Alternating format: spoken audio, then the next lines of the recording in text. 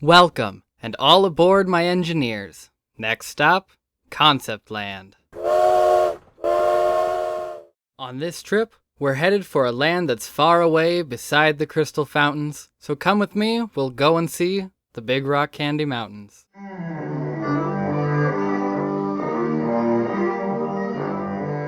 In 1948, Walt Disney started to push forward with his idea for a small family park across the street from the iconic Walt Disney Studios in Burbank, California. This park, originally known as Mickey Mouse Park, would expand and grow into Disneyland proper. Within the original park, there were plans for a Canal Boat Ride to be among its list of attractions. This ride was one of the lucky few who made the transition from Mickey Mouse Park to Disneyland, with it being built in a forgotten land. Within these original Disneyland conceptual layouts was what Walt called Lilliputian Land, which would be placed between Fantasyland and Tomorrowland, about where Matterhorn and the submarines are today. This land would take inspiration from the book Gulliver's Travels by Jonathan Swift, as well as Madurodam, a miniature city in the Netherlands that Disney had once visited. This land was spearheaded by Walt's love of miniatures and would have had a miniature village full of animatronic people. The canal ride would have taken you on a tour of this tiny town. There was also a miniature railroad planned for this land based on Walt's own backyard train, the Carrollwood Pacific Railroad.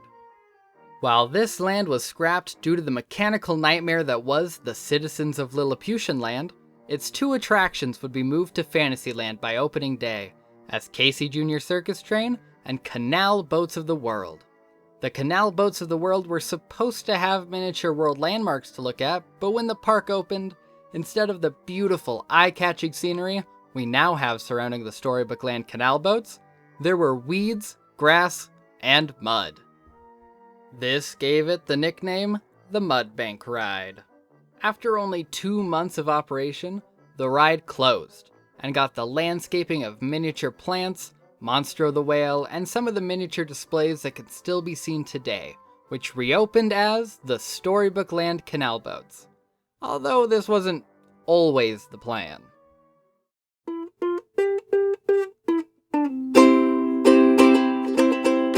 The first ever planned expansion for Disneyland was known as Rock Candy Mountain. This mountain was planned to be covered in different kinds of candy with different colored waterfalls cascading down the sides. On top of the mountain, Casey Jr. Circus Train would have traveled up and down the mountain over candy cane bridges. Originally, the mountain was going to be made to look like actual rock candy and be transparent, but with the revelation that cleaning and maintenance would be a nightmare, they changed the design to more realistic rockwork, with icing snow-covered caps and what appears to be a birthday candle at its peak.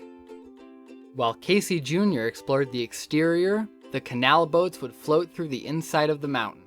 Now, you would expect this to look like the Matterhorn Caverns with extra sugar, but it was instead a Wizard of Oz dark ride in the same vein as what would eventually become Pirates of the Caribbean. Disney had purchased the rights to the sequel Wizard of Oz books and was trying to put together The Rainbow Road to Oz, an animated picture based on the later books. This new ride was going to be used for synergy with the upcoming film. While details on the story and set pieces are scarce, it is known that it would revolve around Dorothy's birthday party, with the final scene being a huge set piece full of partygoers. When Imagineers were building the model for the mountain, they went out and bought several different candies, from fudge to candy canes, even ribbon taffy that Walt had custom made for the model. The construction was taking place in one of Disney's warehouses, without air conditioning, so when the heat started to swell midday, the entire model melted. This was the final attempt at realizing the mountain, so seeing the writing on the wall, the Imagineers scrapped the model and left it outside, where a swarm of scavenger birds swarmed and devoured the entire thing. Now, as we cross the final candy cane bridge into the gingerbread station, I'd like to remind you to make sure to like, subscribe, and hit the bell so that YouTube tells you the next time this train leaves for ConceptLand. Thank you all for coming aboard, and I'll see you real soon.